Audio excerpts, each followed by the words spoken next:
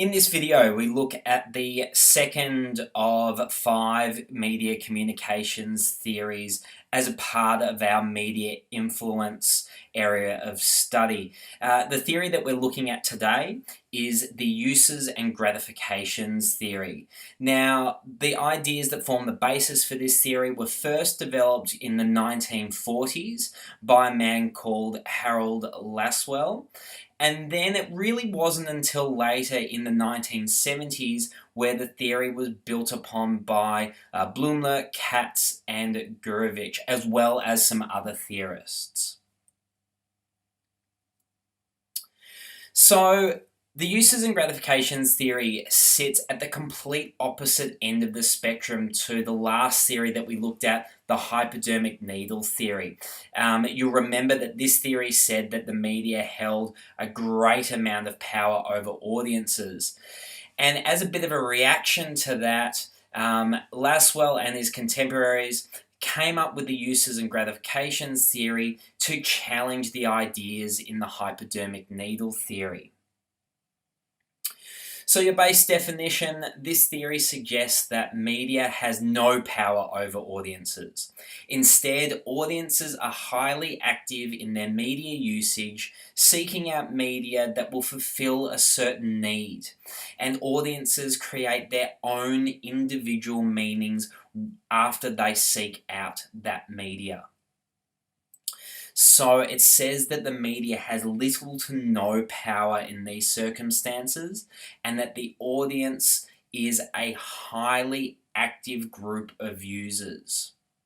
Now, you may be wondering where the name uses and gratifications actually comes from. Well, it's this idea that the media serves a purpose, that it fulfills a use, and that audiences have certain needs that they need fulfilled or gratified. So they turn to the media as a useful tool to gratify their needs. So the uses and gratifications theory originally came about in the United States in the 1940s as a bit of a knee-jerk reaction against the bullet theory. Harold Laswell questioned the hypodermic needle model and then afterwards went on to propose 4 functions of the media. So Laswell looked at, you'll remember this was the model of our hypodermic needle theory, where the media just passes on a message directly to the audience. Now Laswell looked at this and started to formulate some questions around it. The first of all, looking at the media, was, well, who is the media and can they be trusted? If you think about a news bulletin, if it was presented by a clown and a sock puppet, the audience wouldn't necessarily hold what that media says to be true and relevant. Laswell also wanted to know what that message is, and depending on that message, it might have a completely different effect. He also asked, to whom is this message being passed to? Because, of course, if we're watching a news bulletin about something happening in politics, if the audience was a 3-year-old child, they wouldn't necessarily understand the message. Laswell also thought that this model was far too basic, and he had other questions that came about. For example, what channel is this message being passed through? We can think about channels not necessarily in terms of television channels, but in terms of the type of medium that it's coming through. So again, if we take the idea of a news bulletin, if it's presented in a news format, that would have a greater impact than, say, if it was presented in a meme or just a single photo in a gallery somewhere. And finally, Laswell actually wanted to know and asked about, well, what effect does this have, if any? You'll remember from the hypodermic needle theory that the effect on the audience was just assumed, that the media's message would just get passed to the audience and they would absorb it. Laswell was the first one to really start to question that and ask, well, is there really an effect after all? But the main thing that Laswell was really interested in was this idea of audience, because audience in his mind had a much greater power than what the hypodermic needle theory suggested. So Laswell looked at the audience and thought, well, what actually makes an audience go to the media in the first place? And he came up with what he called the four functions of the media. So, this is when we talk about uses and gratifications. He said the media has four different uses, and the audience have needs that they have to be fulfilled. These four functions, according to Laswell, were the idea of surveillance, and that audiences need to be informed about what's happening in the world. We can see this in the use of news bulletins, watching sports, checking Twitter, checking Facebook. We use the media to find out what's happening in the world and just keep up to date. Another function that Laswell came up with is the idea of personal identity. So audiences find models of behaviour in the media, learning from and comparing themselves to others, and thereby discovering who they are. So when they're looking at interviews with people who they respect, they take on some of those thoughts and feelings and bring it into their own personal identity.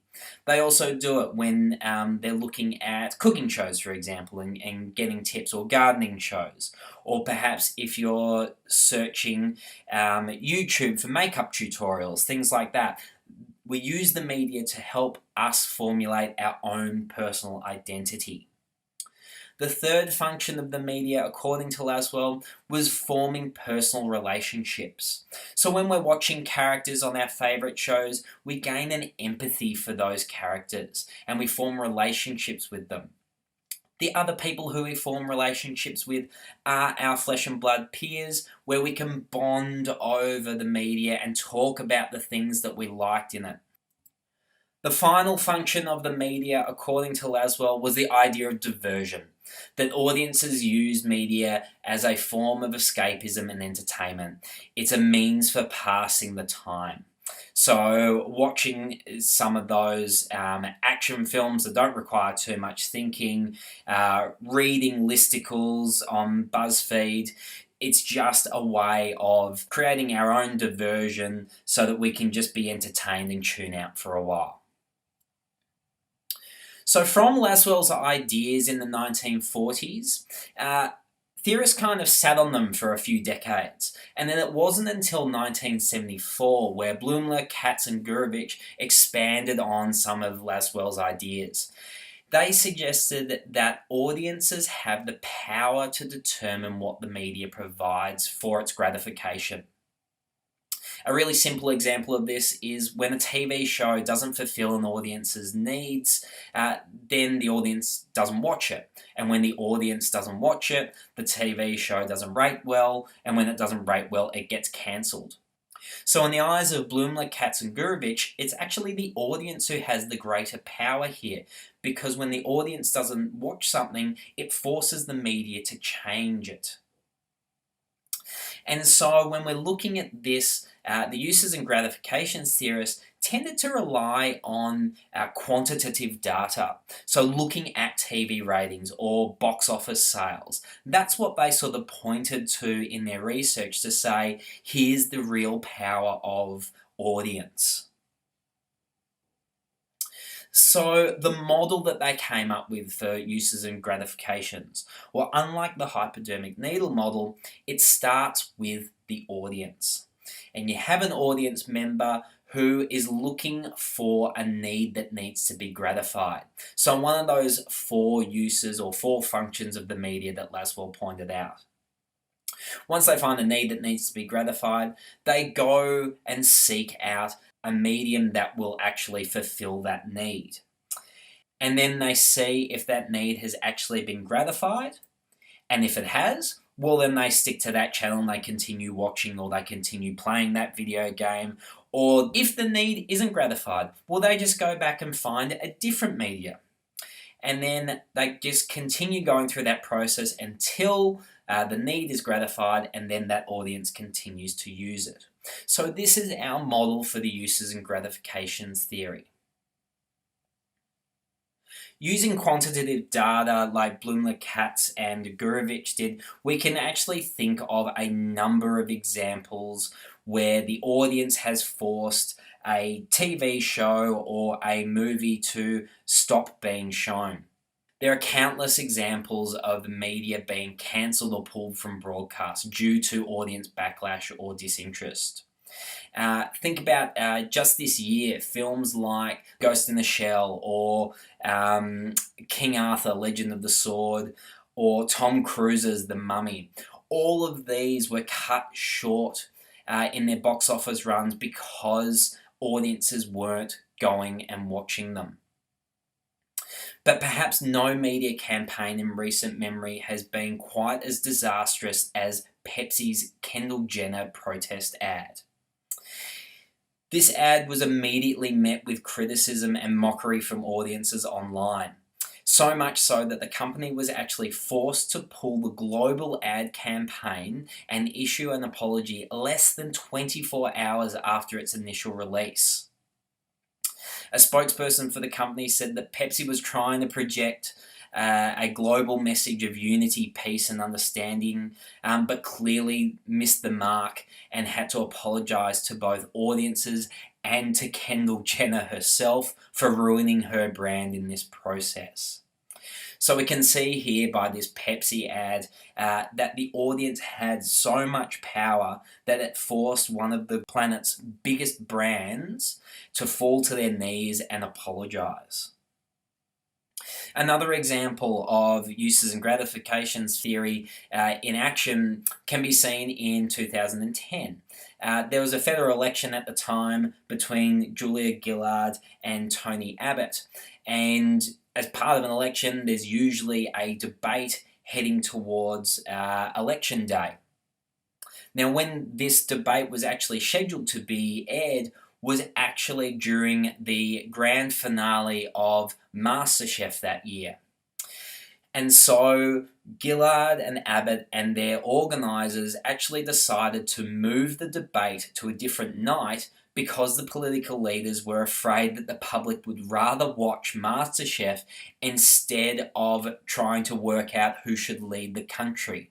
So we can see here when the leaders of the nation changed their plans because audiences would rather see George Columbaris and Matt Preston shovel food into their gobs instead of being informed as to who will lead the country for the next 3 years. It demonstrates to us that the media may not hold all the power in the audience-media relationship, and that it is the audience who has great strength in terms of deciding what they will and will not watch. But just like the hypodermic needle theory, there are some criticisms of uses and gratifications.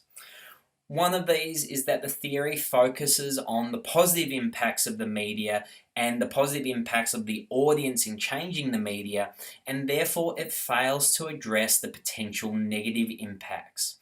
It fails to acknowledge things where people go out and commit crimes because of what they've seen in the media. Furthermore, the theory does not take into account the idea of channel surfing or mindless media consumption, where audiences aren't necessarily as active in directly fulfilling a need. Another example is when you put on the TV or the radio in the background while you're doing some study, for example, and it's not actually fulfilling one of those functions that Laswell pointed out. Finally, a major criticism is in the theory's use of methodology, which is using quantitative data. It's flawed because it just relies on statistics. Numbers don't necessarily reflect the complexity of the audience-media relationship. We don't get some of that qualitative information where we actually ask audiences, well, why did you tune out? Why did you change the channel at this point? Why don't you watch this show? Or why do you watch this show?